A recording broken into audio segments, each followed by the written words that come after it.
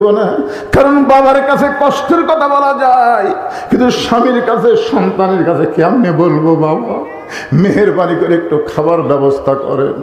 সঙ্গে সঙ্গে নবী ঘরের কোনায় গিয়ে বলে, আল্লাহ, দুনিয়ার কত ধনী ধনী যুবক আমার ফাতেমাকে বিয়ে করতে চাইছিল, কিন্তু আপনি সেই চাওয়াকে প্রাধান্য না দিয়ে গরিব আলীর সঙ্গে ঘটকালি করলেন।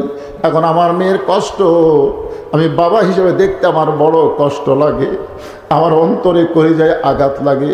এই কথা নবী যখন আল্লাহকে বলতেছে, সঙ্গে সঙ্গে মাথায় ঘোমটা দিয়ে ফাতেমা ঘর থেকে বাইরে যায়। রাসূল বলে, ফাতেমা, আমি তো তোর বিরুদ্ধে কিছুই বলিনি মা, তুই কেন ঘর থেকে বাইরে যাস? ফাতেমা বলে, বাবা, আমি 2টা দিনের সাহায্য চাইছিলাম, তাই বলে আমার স্বামীর বিরুদ্ধে আপনি আল্লাহকে বলবেন? আমার কলিজার টুকরা স্বামীর বিরুদ্ধে আপনি আল্লাহকে বলবেন আমি ঘরের মধ্যে থাকবো? এমন বিবি আমি না। আপনি বলেছেন আল্লাহর পরে কাউকে যদি সেজদা দেওয়ার হুকুম থাকতো, তাহলে প্রত্যেকটা বিবিকে বলতাম স্বামীর পায়ে সেজদা করো। আমি সেদিন থেকে বিশ্বাস করেছি আমার আল্লাহর পরে আমার হাসানের বাপ আমার কাছে সব চাইতে দামি। আলী কান্দার বলে, ফাতেমা রে, দুনিয়ার জীবনে করেছিলাম বলে কিছুই দিবার পারলাম না, আজকে মরণের রাতে তুমি কি চাইবা ফাতেমা? ফাতেমা বলে, স্বামী গো, আমার 1 নম্বর চাওয়া হলো রাতের অন্ধকারই আমাকে দাফন করবেন, রাতের অন্ধকারই আমাকে দাফন করবেন। আমি পর্দার মধ্যে মৃত্যুবরণ করব, আর দিনের আলোতে আমাকে দাফন করলে দুনিয়ার মানুষ আমার কবরের খবর জানতে পারবে। এই জন্য রাতের অন্ধকারই আমাকে দাফন করবেন। আমার 2 নম্বর চাওয়া হলো আমার কোনো জানাজার ব্যবস্থা আপনি করবেন না, আমার জানাজার ব্যবস্থা করবেন না।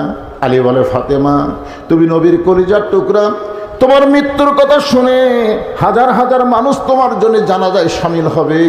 ফাতেমা বলে, স্বামী গো, যদি হাজার হাজার মানুষ দোয়া করে ফাতেমা ভালো, আর আপনি যদি বলেন আমার ফাতেমা ভালো না, ওই হাজার মানুষের দোয়া দিয়ে ফাতেমার কোনো লাভ হবে না। আর দুনিয়ার তামাম মানুষ যদি বলে ফাতেমা খারাপ, আর আপনি যদি বলেন আমার ফাতেমা ভালো, এক স্বামীর সার্টিফিকেটে ফাতেমার জন্য 8টা জান্নাতের দরজা খুলে গেল। পুরুষ মানুষের জানাজা দরকার, কিন্তু মেয়ে মানুষের জানাজার কোনো দরকার নাই। আপনি শুধু দোয়া করে আমাকে দাফন করলে আমার যথেষ্ট হবে। আমার 3 নম্বর চাওয়া হলো আমার লাশটা খাটনিতে আপনি তুলবেন না, কারণ আমি ফাতেমা হিসাব করে দেখলাম একজন মহিলা মারা গেলে তার লাশের খাটনি সবাই কান্দে নিবার পারবে না। একটা মেয়ে মানুষ মারা গেলে কোনো পুরুষ মানুষ কান্দে নেবার আগে চিন্তা করা লাগবে সেই মেয়েটার লাশ কান্দে নেওয়ার যোগ্য কিনা। আমি ফাতেমা চিন্তা করে